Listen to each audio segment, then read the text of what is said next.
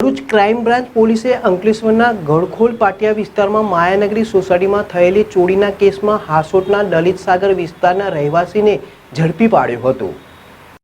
વાગરાના હાદસમા વિસ્તારમાં ગત સોમવારની બપોરે એક સોનાની દુકાનમાંથી સોનાની લૂંટનો બનાવ બનવા પામ્યો હતો। લૂંટના પગલે વાગરા પંથકમાં સોંપો પડી ગયો હતો। દોરા દિવસે અને ધમધમતા બજારમાં થયેલ લૂંટના પગલે પોલીસ હરકતમાં આવી હતી।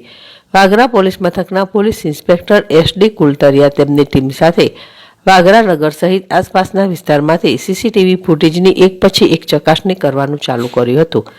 પોલીસે સોનું લૂંટી ફરાર થનાર લૂંટારો કઈ દિશામાં ભાગ્યો છે એ તરફના કેમેરા ચકાસી ગુનેગારને ઝડપી પાડવા કમર કસી હતી।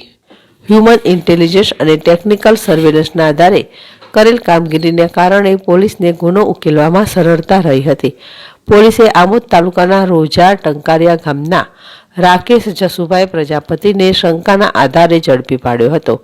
વાગરા પોલીસે રાકેશની સઘન પૂછપરછ કરતા તે ભાંગી પડ્યો હતો અને તેણે વાગરા સોનાની દુકાનમાં લૂંટ કરી હોવાની કબૂલાત કરી હતી અને જણાવ્યું હતું કે પોતે ઓનલાઈન ગેમિંગ અને સત્તાના રવાડે ચડી જતા 10 લાખ ગુમાવવાનો વારો આવ્યો હતો, જેના પગલે ગુમાવેલા પૈસા રિકવર કરવા વાગરા બજારમાં આવેલ ઓમ જ્વેલર્સ નામની સોનાની દુકાનને નિશાન બનાવી હતી।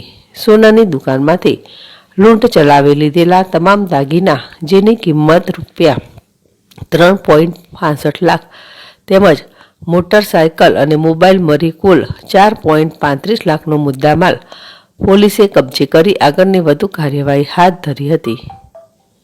યાકુબ પટેલ, ZSTV, ભરૂચ।